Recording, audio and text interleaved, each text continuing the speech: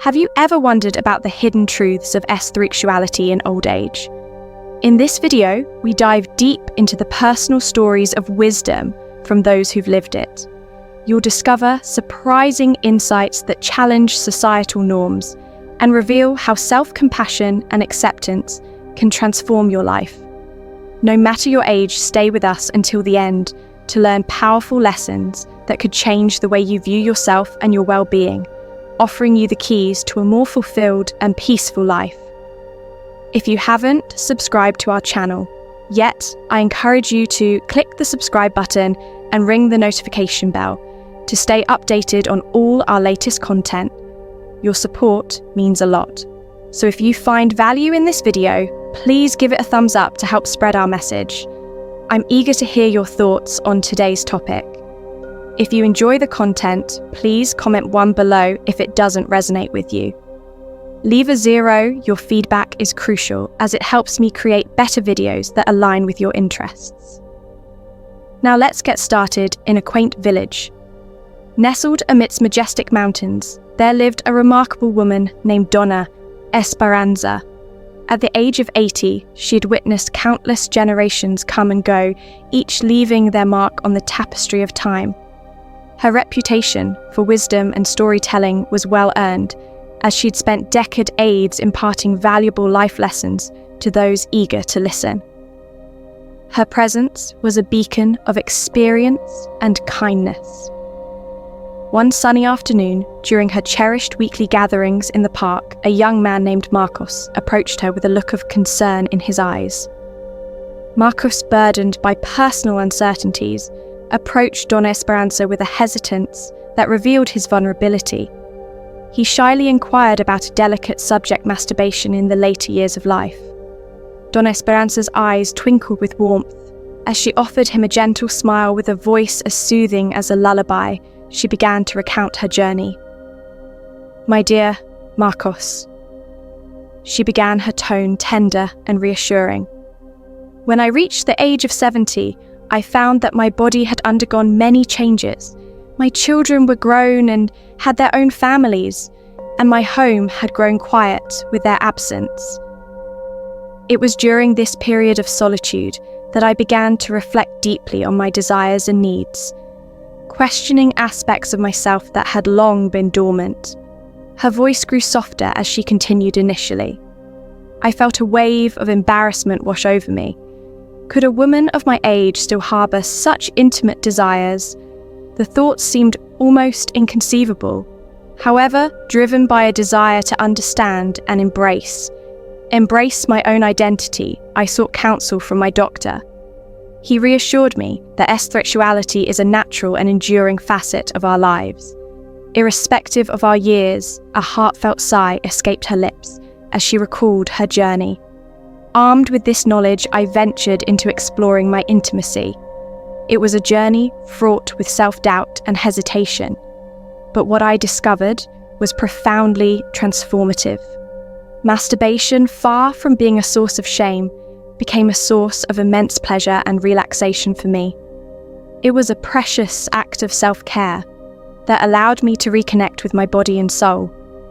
She gazed at Marcos with a knowing look, her words imbued with the depth of her experience. "Through this process, I learned that embracing our own needs and desires is a vital part of maintaining our well-being.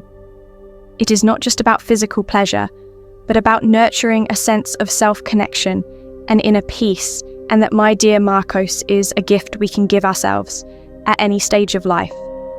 Donna Esperanza's wisdom, delivered with such grace and emotion, left a lasting impression on Marcos. Her journey was a testament to the power of self-acceptance and the enduring nature of human intimacy. As I continued on this journey, I found that my anxiety levels began to diminish, and my sleep quality improved significantly. Masturbation became a sanctuary of comfort, helping me embrace the changes in my body with a newfound sense of grace and affection. I started to view my wrinkles not as marks of aging, but as the beautiful imprints of a life richly lived. This practice also opened my eyes to the profound importance of self-compassion and self-respect. I came to understand that pleasure is not bound by age. It is a universal right, and we all deserve to celebrate our bodies in a way that is both healthy and respectful. This realization was both liberating and empowering. If you are still watching this video and find these lessons useful, please comment number 1 below to let me know that you are still watching this video with me. Of course, my perspective was not universally embraced. Some criticized and judged me unable to see beyond their own biases, but I remained steadfast in my belief that S3-sexuality is an intrinsic part of our humanity.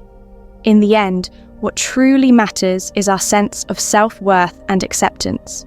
So Marcos, do not allow shame or guilt to cloud your desires, embracing masturbation in later years, just as at any other point in life, can be a profound source of well-being and personal insight. Trust in your body. Honor it and permit yourself to relish the joys that life has to offer. Marcos listened with rapt attention, each word from Donna Esperanza resonating deeply within him. From that moment forward, he came to appreciate that both life and S3-sexuality are deeply personal journeys. He understood that self-care and self-respect are essential at every stage of life. In the same serene village lived Don Anello, a 75-year-old man renowned for his quick wit and storytelling prowess. His tales were not only amusing, but also thought-provoking, leaving listeners with much to ponder. One day, as he enjoyed a coffee in the village square, he encountered Sophia, a longtime friend from his childhood. Sophia, with a hint of embarrassment colouring her cheeks, shared her feelings of confusion and shame regarding her S3-sexuality. In her later years, Sophia, her face slightly flushed, asked Don Andello for his thoughts on masturbation at his age with a warm, understanding smile. Don Anselmo decided to share his own experiences. Sophia, my dear friend, I completely empathise with your concerns. Society often teaches us to view S3-sexuality as a domain solely for the young, but reality paints a different picture. Let me recount a personal story that might offer you some perspective. Several years ago, after my beloved wife passed away, I found myself enveloped in a profound loneliness. My children lived far away, and while they made occasional visits, the bulk of my days were spent in solitude. This period of isolation prompted me to take a closer look at my own emotional and physical well-being. In the quiet of my home, I recalled conversations from my younger years about the significance of intimate self-connection. Initially, the thought of engaging in masturbation at my age felt deeply uncomfortable. I was haunted by the belief that such desires were inappropriate, or something I should no longer entertain. However, the more I contemplated it, the more I recognized that the need for intimacy and pleasure is a part of our essence that doesn't fade with time. One evening, after a particularly taxing day, I decided to give myself a chance to explore this aspect of my well-being. The experience was initially strange and somewhat awkward, but as I allowed myself to relax into the moment, I began to find solace and enjoyment. Masturbation became a source of release and tranquility that I hadn't felt in years. As time went by, I realized that this practice was instrumental in managing my stress and anxiety.